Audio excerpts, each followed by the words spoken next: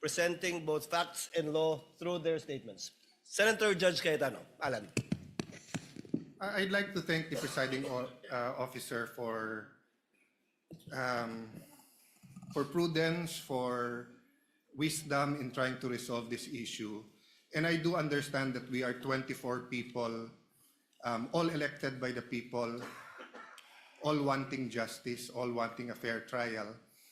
Having said that, prudence dictates that we stop ourselves from asking certain questions that can prejudice the whole trial, whether or not our intention is to do so. So the problem is well stated by the presiding officer that if we simply delete from the record, mapapanood nyo na rin naman sa YouTube yung magandang discussion ng prosecution. So on one sense, it is fair to give the defense a chance to answer. But on another sense, it's unfair. Why? Because whoever phrases the question, lamang na eh.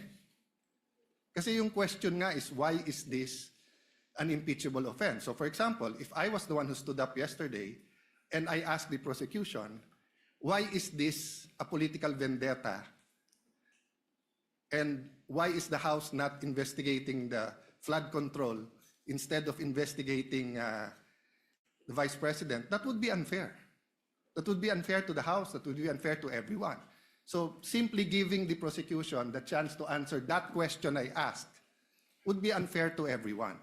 So I do not know the solution. I accept the solution of the presiding officer. Now, let's not tolerate any more questions like that. I agree with Senator P. I don't like being called out.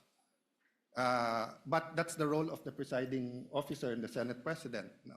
So sana yun lang, no, na one, when we ask the questions, we'll make sure it doesn't prejudice the whole trial. Whatever we say here, may ma-accuse na lawyering for the prosecution or defense. Okay lang yun.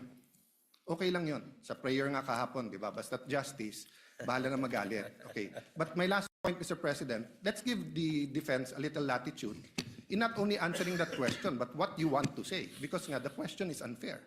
So if you're simply going to answer that question, then it won't solve the problem na nakapagsalita sila 5 minutes, kayo nakapagsalita. So we'll consider, personally, I'll consider the very eloquent answer yesterday as a sort of a closing.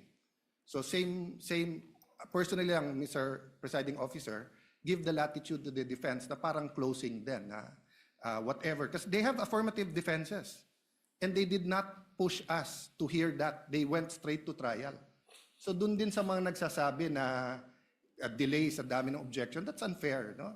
Let's give everyone latitude here. The same thing, I think, may konting ano sa internet na photocopies are not original and the counsel was simply citing, tama ba? A Supreme Court decision, no?